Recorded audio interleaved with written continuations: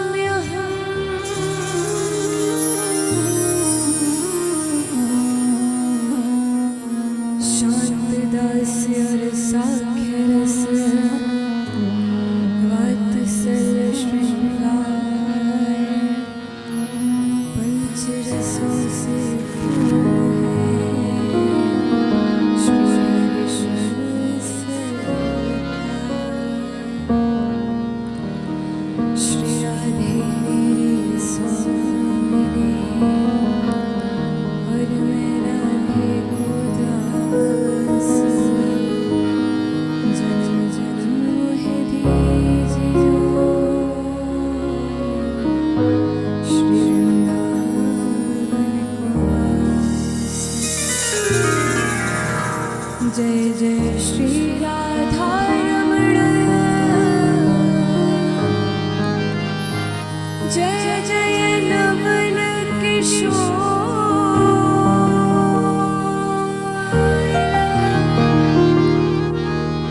जय गोपी चित चोर प्रभु, जय जय माखन चोर, जय जय माखन चोर, जय जय माखन चोर।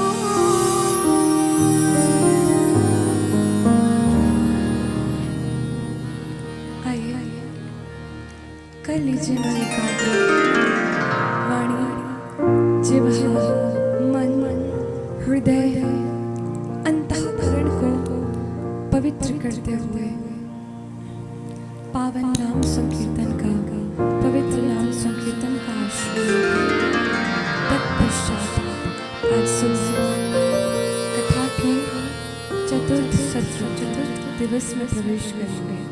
बड़े प्रेम के साथ हृदय को एकाग्र करते हुए चित्त करते हुए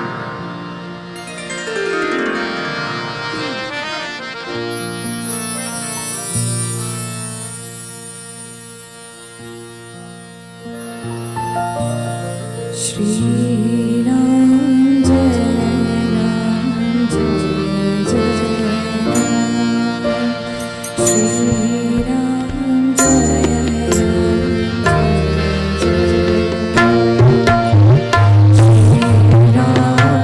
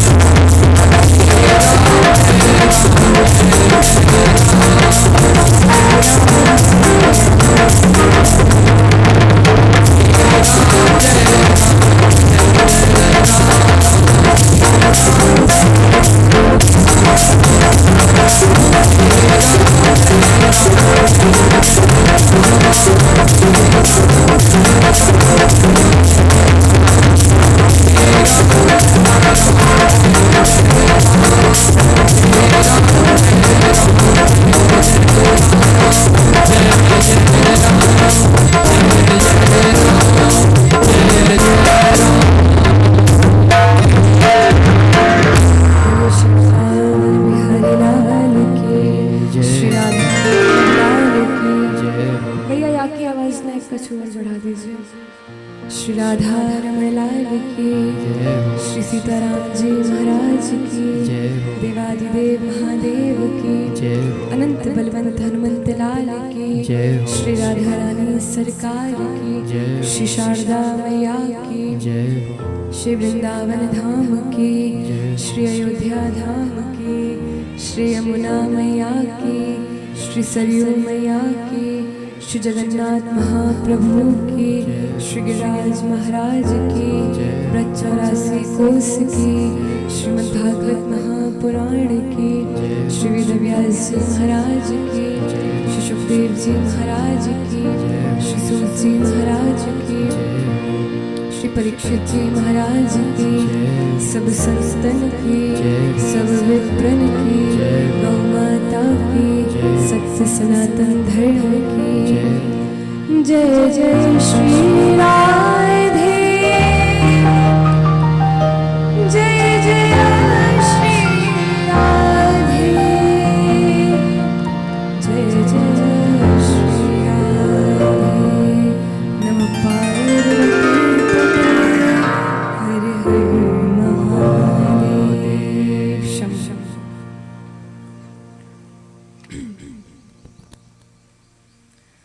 परात्पर अखिलेश्वर अकारण करुणा वरुणालय भक्तवांछित कल्पतरु तड़ित विनिंदित पीतांबरधारी श्री बांके बिहारी लाल, श्री राधा रमण लाल और उनकी आह्लादनी शक्ति श्री प्रिया जो श्री राधा रानी की शब्दमयी वांगमयी वाणीमयी प्रतिमूर्ति। श्रीमद् भागवत महापुराण के आज चतुर्थ दिवस में यहाँ पर हम प्रवेश करने जा रहे हैं। विराजमान सभी आचार्य चरण मित्रों को मेरा प्रणाम। सुमधुर वाणी से कथा को और सुचित्रित करते हुए गंधर्वों को मेरा प्रणाम। सभी भक्तों के हृदय में विराजमान युगल जोड़ी के श्री चरणों में मेरा प्रणाम। सभी भक्तों को जय सिया राम, जय सिया राम, जय श्री कृष्ण, जय श्री कृष्ण, जय जय श्री राधे, जय जय श्री राधे। समस्त परिवार जो निमित्त मात्र बना श्री सुरेंद्र सिंह गौतम जी, आलोक भैया, आनंद भैया, संपूर्ण परिवार जो इस सुंदर कथा रूपी गंगा के इस भाव का, इस आभा प्रभा का निमित्त बना। और विगत 3 दिवस से हम जो कथा रूपी गंगा है उसमें गोते लगा रहे हैं और उसी उत्साह और आनंद के साथ हम आज की कथा में प्रवेश करेंगे, क्योंकि आज की कथा बहुत महत्वपूर्ण है। कथा तो प्रतिदिन इतनी महत्वपूर्ण होती है, लेकिन जब हमारे ठाकुर जी आ जाते हैं तो कथा का जो संपूर्ण भाव भंगिमा है वो इतनी दीप्यमान हो जाती है। क्यों? क्योंकि आनंद कंद है, आनंद नंदन है। कथा क्या करती है? कथा का कार्य क्या है? तो जिस प्रकार गाड़ी में, कार में यदि डीजल नहीं है, पेट्रोल नहीं है, तो क्या गाड़ी चल पाएगी? भोजन बिना किए हुए क्या शरीर चल पाएगा? ठीक इसी प्रकार से जो हमारा अंतःकरण होता है, जो हमारा हृदय होता है, उसको भी भूख होती है। और उस अंतःकरण की भूख को, प्यास को कौन मिटा सकता है? तो कहा ठाकुर जी की कथा मिटा सकती है। ये किसके लिए कहा? सनातनियों के लिए कहा, हिंदुओं के लिए कहा। अब बाकी और किसी के लिए तो नहीं बोलेंगे, लेकिन सनातनी है, उनके भीतर की जो भूख है, अंतःकरण की जो प्यास है, वो केवल और केवल ठाकुर जी की कथा, ठाकुर जी का नाम ही मिटा सकती है। पिबत भागवतम रसमालयम मुहुर्हो रसिका भुवि भावुका। ऐसी ठाकुर जी की कथा है। कथा करती क्या है? ऊर्जा प्रदान करती है। ये कहने में भी कोई अतिशयोक्ति नहीं है कि कथा हमारा मेकअप भी करती है। मेकअप कैसे? पार्लर में यदि जाएंगे तो केवल मुखमंडल का मेकअप होता है, लेकिन जब कथा पंडाल में आते हैं तो पूरे देह का मेकअप हो जाता है। कैसा मेकअप होता है? चरणों से चल के आ रहे हैं तो हमारे पैरों का भी मेकअप हो गया। जब कोई भाव गाया जाता है, कहा जाता है, तो जो करतल ध्वनि से हम अपने हाथों का प्रयोग करते हैं तो ये हमारे हाथों का मेकअप हो जाता है। आता है आपको करना? आता है आप लोगों को हाथों का प्रयोग करना? अजी बताइए ना, कैसे करते हैं हाथों का प्रयोग ठाकुर जी की कथा में? ऐसा लग रहा है भैया आप लोग कितने दिनों से भूखे बैठे हुए हैं। आज तो एकादशी भी नहीं है। तो हाथों का मेकअप कैसे होता है? जब हम ठाकुर जी के नाम संकीर्तन में करतल ध्वनि प्रदान करते हैं, ऊर्ध्वबाहु होकर जयकारा लगाते हैं। और मुखमंडल का मेकअप कैसे होता है? तो कहा जब ठाकुर जी की कथा श्रवण करते हैं भक्त के लक्षण क्या बताए हैं? तो कहा वाग गदगदा द्रवते यस्य चित्तम रुदत्ते भिक्षुरम हसते क्वाचिच्च विलज्ज उद्गायति नृत्यते चा मद मदयुक्तो भुवनम पुनाति। भक्त के यही तो लक्षण है। भक्त कभी लाज शर्म नहीं करता भैया। आ जाइए हमारे ब्रज में, ऐसे बावरा मन के भक्त चिल्लाता है, नाचता है, गाता है भैया, क्योंकि वह को कछु शर्म लाज ना है। वो ये विचार नहीं करेगा कि यहाँ पे कोई संगीतज्ञ व्यक्ति आया है तो वो हमको जज करेगा कि ये राग में नहीं गा रहे हैं। ब्रज के भक्त अनुरागी होते हैं। महाराज जी पहले आपको ब्रज में बुलाया जाएगा, फिर आपके चित्त को चुराया जाएगा, और जब ठाकुर जी समझ जाएंगे कि ये मेरा हो गया है तो फिर ठाकुर जी तड़पाना प्रारंभ कर देते हैं। फिर क्या? तड़पते रहो, पुकारते रहो राधा रावण को, पुकारते रहो श्री जी को। हम व्यक्तिगत भाव कहें तो हमको भी यही लगता था पहले कि कौन तड़पता होगा एक मुलाकात के लिए, लेकिन फिर श्री राधा रामन लाल जी मेरी बारी ले आए, हमारी बारी ले आए, और एक बार भैया कोई भक्त उनका हो जाए तो फिर किसी और का बचता नहीं है। जब ठाकुर जी ब्रज छोड़कर गए उस दिन के बाद से मानो ब्रजवासियों की मुस्कान, उनकी प्रसन्नता, उनका सब कुछ ठाकुर जी ले गए। ठाकुर जी की लीलाओं के दर्शन जैसे ब्रज में होते हैं वैसे कहीं और नहीं होते हैं। ठाकुर जी मथुरा गए, द्वारिका गए, कुरुक्षेत्र की भूमि में गए, वहां ठाकुर जी ने ज्ञान उपदेश दिए, वैराग्य उपदेश दिए, भक्ति के उपदेश दिए। लेकिन ऐसा कौन सा अवतार है जहां ठाकुर जी लीला कर रहे हैं? कैसे? बाई हाथन ते ब्रजवासी पाले और बाई हाथन ते ठाकुर जी को पवा दे। ब्रह्मा जी को भी मोह हो गया कि भगवान कैसी लीला कर रहे हैं, सबसे झूठन पा रहे हैं। इस प्रकार ठाकुर जी ने ऐसी दिव्य आते दिव्य लीला करी श्रीधाम वृंदावन में। ब्रज के विरही लोग बिचारे बिन गोपाल ठगे सी ठाणे। बिन गोपाल के जो ठाकुर जी के जो भक्त होते हैं वो क्या होते हैं? ठग जाते हैं। क्योंकि हमारे ठाकुर और ठाकुरानी का कार्य क्या है? कृपा करना है, करुणा करना है। देखी सुनी न ऐसी जोड़ी, जैसे करुणामय गोविंद वैसे करुणामय किशोरी। जैसे करुणामय गोविंद है ठीक वैसे ही किशोरी जी है। हमारे ब्रज में एक भक्त हुए गुलाब खान नाम के, जो बरसाना मंदिर में, ये बहुत पुरानी घटना नहीं है, 200 वर्ष पूर्व की घटना है। तो गुलाब खान जो बरसाना के मंदिर के प्रांगण में बैठकर सारंगी की सेवा किया करते थे। उनकी एक बिटिया थी, सब ग्रामवासियों ने मिलकर उनका नाम राधा रख दिया। राधा कछु बड़ी हुई, बापू ब्याह संपन्न भयो, तो गुलाब खान अपनी बिटिया के मोह में इतना फंस गए और कोई तो था नहीं।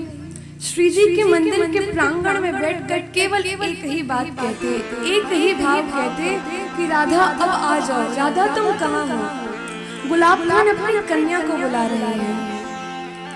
गुलाब खान के प्रतिदिन इस भाव को देखकर श्री जी अष्ट सखियों से कहती है, ललिता विशाखा आदि सखियों से कहती है कि अब हमको तनिक भी देरी नहीं करनी चाहिए, हमारा वक्त हमारे लिए व्यतीत है। कैसा भाव उसके अंतःकरण से प्रस्फुटित हो रहा है। अब हमें चले जाना चाहिए। सखियां समझा रही हैं कि ये आपको नहीं, अपनी बिटिया राधा को पुकार रहा है। श्री जी कह रहे हैं भले ही अपनी कन्या को क्यों ना पुकार रहा हो, पर नेत्रों से झरझर अश्रु बह रहे हैं, मुख से बार बार राधा राधा राधा निकल रहा है। हम कैसे ना जाएं? राधा रानी का नाम क्या है? करुणामयी है। और भैया श्री जी सखियों से कहने लगी कि हमारा नाम करुणामयी है, और यदि हमने अपने नाम को नहीं निभाया, नाम के अर्थ को नहीं निभाया, तो नाम का क्या मतलब रह जाएगा। श्री जी से आज यहाँ नहीं गया। गुलाब खान की जो बिटिया थी राधा, उसी के स्वरूप में परिवर्तित होकर आई और श्री जी गुलाब खान को निकुंज लीला में ले गए। 3 प्रकार की लीला होती है, कुंज लीला, निकुंज लीला और निवृत्त निकुंज लीला। और गुलाब खान को ऐसी भक्ति प्रदान करी, ऐसी भक्ति प्रदान करी कि गुलाब खान उन्हीं के साथ अंतर्ध्यान हो गए। और आज भी बरसाना में जो पीली पोखर करके एक स्थान है, वहाँ उनकी आज भी समाधि बनी हुई है। ये है राधा नाम की महिमा। हमारे ब्रज के संत कहते हैं कि कोई भक्त एक बार राधा कह देता है ना, तो ठाकुर जी का सिंहासन कांपने लगता है कि भैया काऊ ने होम मिनिस्टर का नाम ले लियो है, अब प्राइम मिनिस्टर को आना पड़ेगा। एक बार राधा जब नाम ले लेते हैं तो श्री जी हो सकता है तनिक देर कर दे, लेकिन ठाकुर जी तक छड़ा जाते हैं। ऐसा है श्री जी का नाम। हमारे ब्रज में केवल उन्हीं की सत्ता है, केवल राधा नाम की ही सत्ता है। ऐसा है श्री राधा रानी का नाम।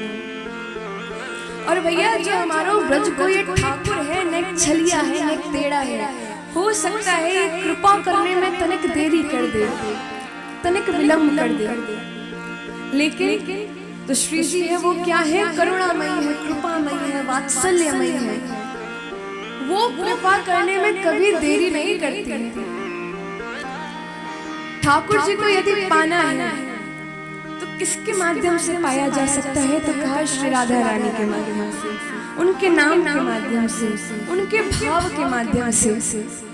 विगत दिवस मेरे महाराज जी हम कह रहे थे कि राम जी की कथा भक्तजन गाते हैं, ठाकुर जी की कथा भक्तजन गाते हैं, महादेव सबकी कथा भक्तजन गाते हैं, लेकिन श्री जी के विषय में बहुत गिने चुने भक्त कुछ कह पाते हैं, क्योंकि गूढ़ रहस्य से परिपूर्ण है श्री जी का विषय।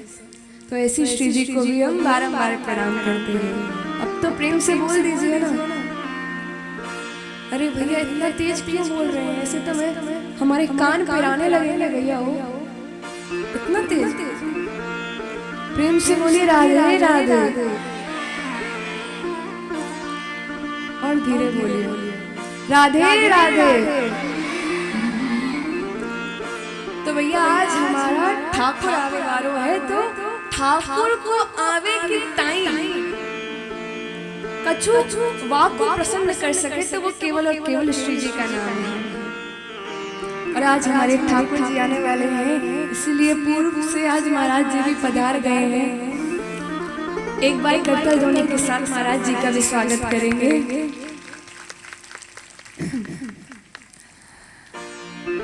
बड़ा सरल सहज स्वभाव आपका, वरना प्रभुता पाई कहीं मद नाही। कुछ भी उपाधि मिल जाती है, कुछ भी प्राप्त हो जाता है तो अहंकार पता नहीं कौन कौन से अंग से प्रस्फुटित होने लगता है। लेकिन राम जी के भक्त तो सरल ही होते हैं। अब राम जी के भक्त सरल नहीं होंगे तो फिर किसके भक्त सरल होंगे? तो इस प्रकार आज की सुंदर कथा में प्रवेश करते हैं। विगत दिवस की कथा में हमने महादेव का वर्णन सुना, किस प्रकार सती मैया ने देह त्यागा, किस प्रकार बाबा की बारात आई और बाबा जैसी बारात ना काऊ की भई है और ना काऊ की हो पाएगी। बाबा की बारात तो बाबा की ही बारात है। ऐसा कौन सा स्थान है जहाँ ठाकुर जी विद्यमान हो और महादेव न हो?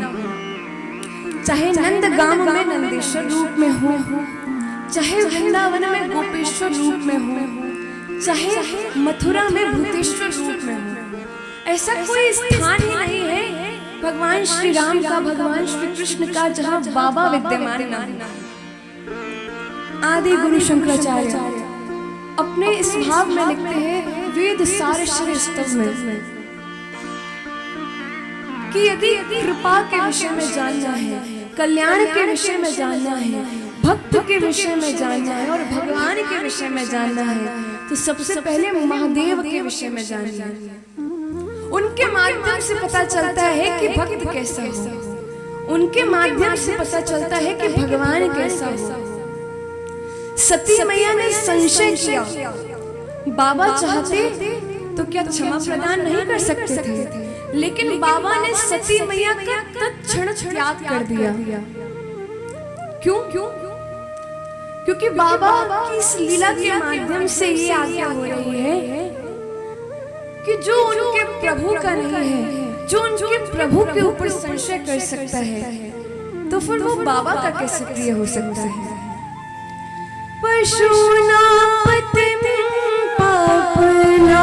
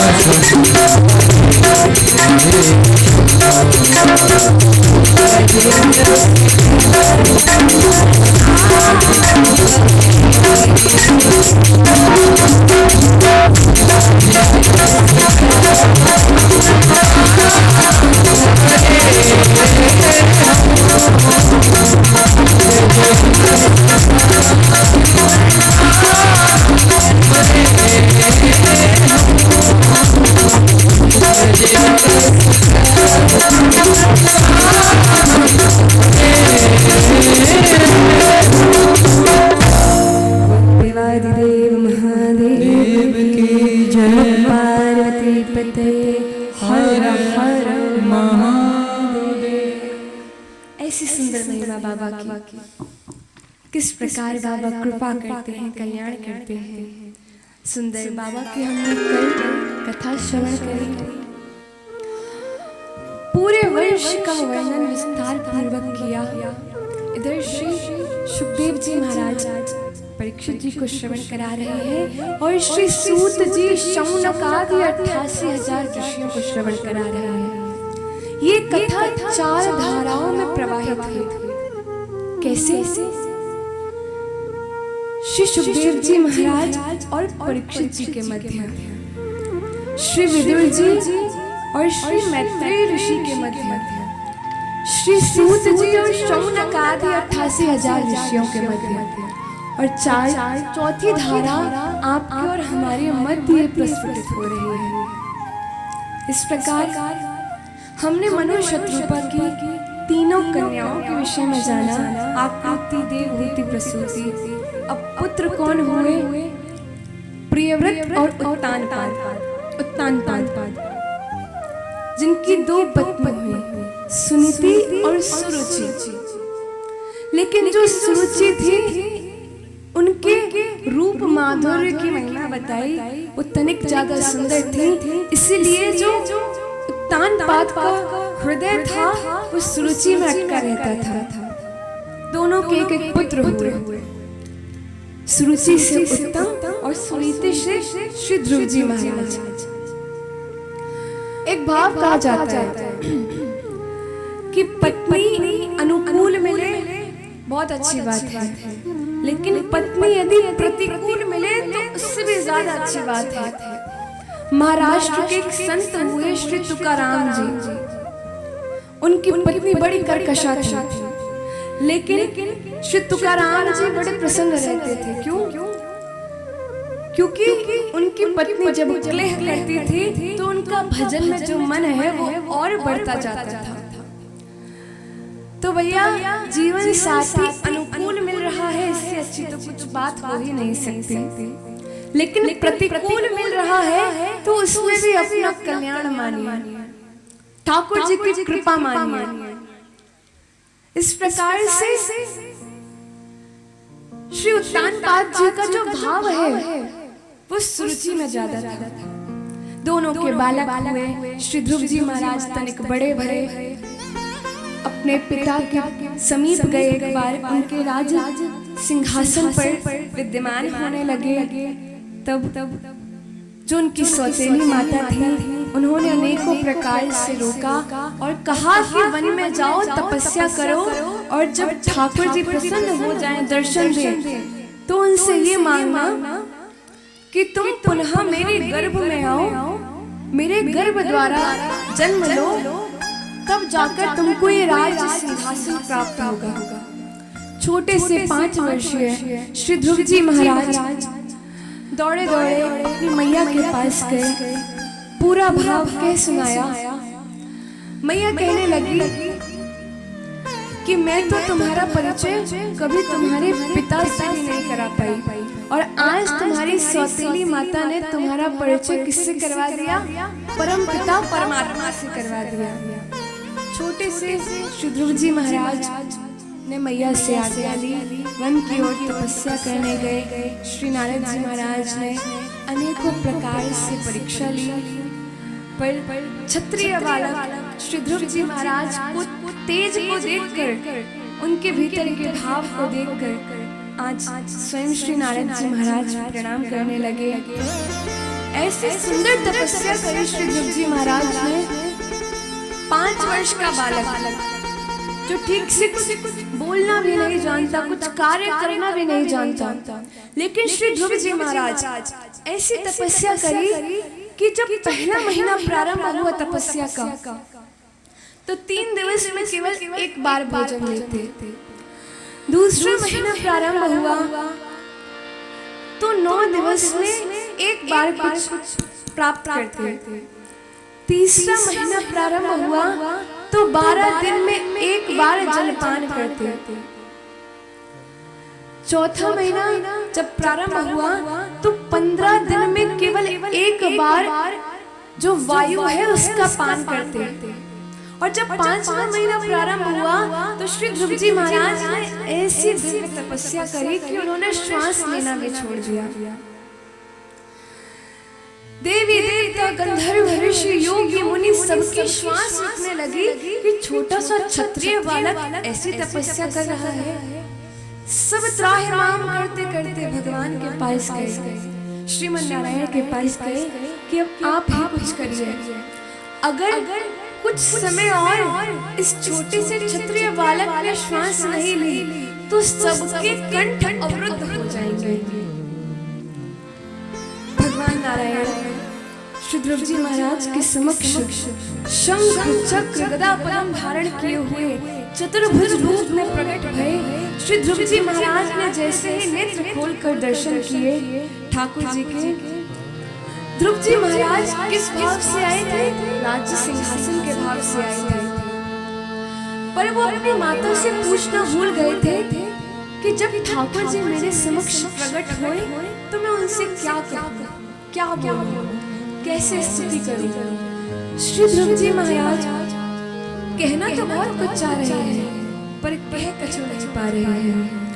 तब ठाकुर जी ने अपना पंचजन्य शंख जैसे ही श्री ध्रुव जी महाराज के कपोल में गाल में स्पर्श किया, आज श्री ध्रुव जी महाराज को वेद वेदांत उपनिषद पुराण समस्त भावों का ज्ञान हो गया। छोटे से बालक श्री ध्रुव जी महाराज, और आज श्री ध्रुव जी महाराज ने ऐसी स्तुति करी ठाकुर जी की, समस्त जब ज्ञान उनके भीतर प्रस्फुटित होने लगा तो अभी तक तो वो राज्य सिंहासन के मोह में आए थे, लेकिन आज ठाकुर जी से कहते हैं अब मुझे किसी वस्तु का मोह नहीं है, अब मुझे किसी वस्तु को प्रिय नहीं है, मुझे कुछ नहीं चाहिए। आपके दर्शन के बाद भी कुछ लालसा हो तो कैसे दर्शन किए? अरे भैया, भगवान के दर्शन के बाद, श्री बांके बिहारी लाल के दर्शन के बाद, श्री अवध बिहारी लाल के दर्शन के बाद भी यदि किसी के दर्शन की लालसा शेष है तो आपने दर्शन किए ही नहीं है। बिन के दर्शन एक बार है जाए तो फिर मन में अंतःकरण में उनके दर्शन की ही लालसा चलती है, और जब उन्हीं के दर्शन की लालसा चल रही है तब आप समझ जाइए कि आपने वास्तविक रूप से दर्शन किया है। ध्रुव जी महाराज का भी यही भाव कहा गया, आए किसी और भाव से थे लेकिन आज ठाकुर जी के दर्शन करके ऐसे कृतार्थ हुए और ऐसी दिव्य स्तुति करी। क्या कह रहे हैं श्री ध्रुव जी महाराज? योऽन्तः प्रवेश्य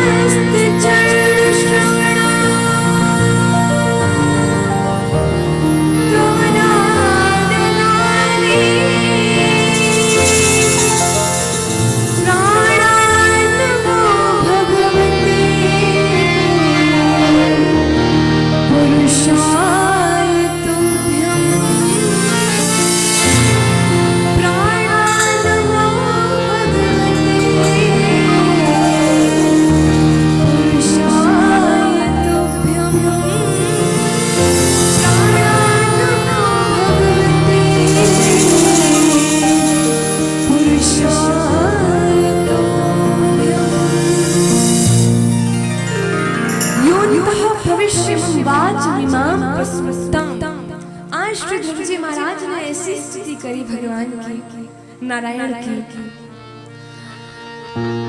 कि हमारे आपके सबके भीतर कौन विराजमान है? आप ही तो विराजमान हैं। कभी प्रत्यक्ष रूप से दर्शन देते हैं तो कभी अप्रत्यक्ष रूप से दर्शन देते हैं। सिया राम मैं सब जग जानी, यह नहीं मालूम है ना हो, ये भी नहीं पता क्या? पता है तो बोलिए ना। सिया राम मैं सब जग जानी। पंडित जी आप ही बोल दीजिए, वो तो बोल नहीं पाएंगे। सिया राम मैं सब जग जानी, करह प्रणाम जोर जुग पानी। सबके भीतर ठाकुर जी विराजमान है,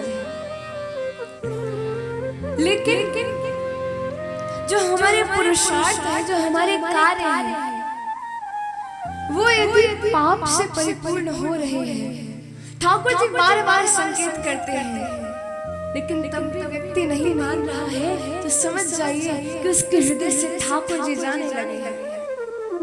ध्रुव जी महाराज कह रहे हैं आप सबके भीतर विद्यमान हैं, लेकिन आपको कोई कोई ही पहचान पाता है। और भैया जाने बिन ठाकुर जी को पहचान लियो तो समझ जाओ कि वहां ने पूरे जगत को पहचान लियो, पूरे जगत को समझ लियो। इस प्रकार दिव्य स्तुति करी गोस्वामी श्री तुलसीदास जी महाराज ने संपूर्ण ध्रुव चरित्र अपने एक ही भाव से कह दिया। ध्रुव सगलानि जपेउ हरि नाम, ध्रुव सगलानि